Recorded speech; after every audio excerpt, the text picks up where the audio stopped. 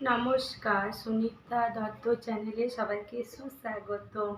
আজ আমি চলে এসেছি ছোট্ট একটা রেসিপি নিয়ে, পনির পটল আলুর তরকারি। তা কীভাবে বানায় আর কি কি উপকরণ লেগেছে দেখতে থাকুন বন্ধুরা। উপকরণ লাগে, প্রথমে নিয়ে নিয়েছি একটা পনির, একটা পনির নিয়ে নিয়েছি।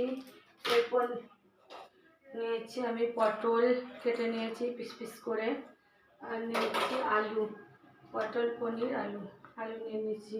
এরপর আমি কড়াইয়ে তেল চাপিয়ে দিয়েছি বন্ধুরা। আর নিয়ে নিয়েছি, এই দেখুন পনিরটা পিস পিস করে কেটে নিলাম, পনিরটা বার করে পিস পিস করে কেটে নিলাম। এরপর ওর জন্য নিয়ে নিয়েছি মিট মশলাটা, একটা কাশ্মীরি লঙ্কা গুঁড়ো, আর নিয়ে নিয়েছি গরম মশলা, আর একটু পেঁয়াজ কেটে নিয়েছি, পেঁয়াজটা কেটে তেলের উপর দেবো বলে।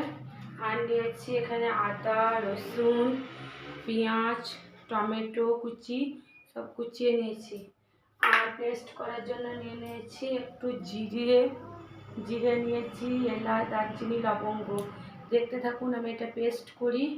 আর তার জন্য কড়াই তেল চাপিয়ে নিয়েছি, পনির কোটা ভাজতে দিয়ে দেবো। আমি পনিরের ওপর 1 চিমটে হলুদ আর 1 চিমটে লবণ দিয়ে দিলাম।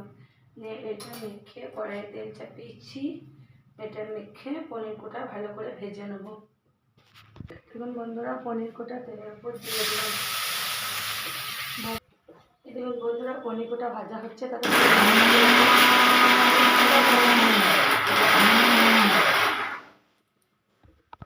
দেখুন বন্ধুরা মিক্সটা করা হয়ে গেল, ততক্ষণ এদিকে পনিরটা ভাজা হচ্ছে।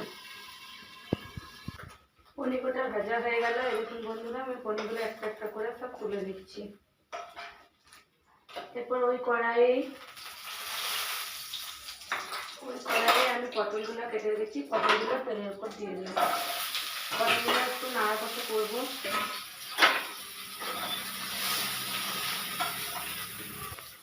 আমি আলুগুলো কেটে রেখেছিলাম, আলুগুলো এর সাথে মিক্স করে দিলাম। আর একসাথে দুটো মিশিয়ে ভাজতে লাগবে। দুটো একসাথে দিয়ে আমি একটু নাড়াচাড়া করতে থাকলাম, একটু নাড়াচাড়া করছি আর একটু ঢাকা দিয়ে দিচ্ছি। তাহলে আলু পটলগুলো কষানো হয়ে গেল, আমি ঢেলে দিলাম। আবার কড়াইয়ে তেল দিয়ে দিলাম,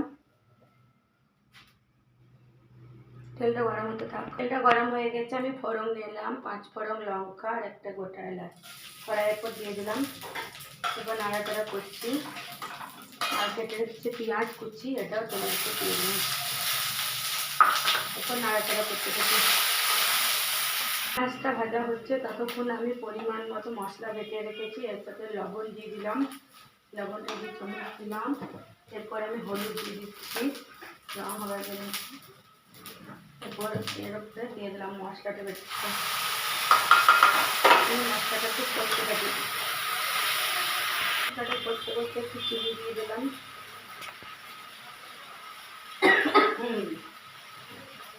আর দিয়ে দিলাম একটু কালার হওয়ার জন্য কাশ্মীরি লঙ্কা গুঁড়ো। এরপর আমি করতে থাকি, একটু জল দিয়ে ফুটাবো। মশলাটা ভাজা হয়ে গেছে, দাঁত বেরোচ্ছে, একটা বাটিতে একটু করে জল দিয়েছিল, জলটা একটু দিয়ে দিলাম। মশলাটা ফুটে করতে এটা তুমি বন্ধুরা, মশলাটা ভাজা হয়ে গেল, জল দিয়ে দিয়েছিলাম, মশলাটা করতে দিয়েছিলাম। এরপর আমি আলু পটলগুলো ভেজে রেখেছি, এগুলো দিয়ে দিলাম। তাহলে আর একটু কষিয়ে দিই মশলাটা।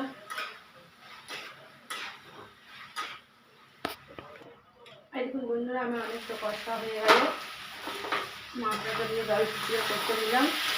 এরপর আমি 1 গ্লাস মতো জল ঢেলে দেবো, তারপর ফুটতে থাকবে। জল ঢেলে দিলাম তরকারিতে। এরপর পনির কোটা ভেজে রেখেছিলাম দিয়ে দিলাম, ফুটতে থাকুক। 5 ঘন্টা পর আসছি, ঢাকা দিয়ে দিলাম।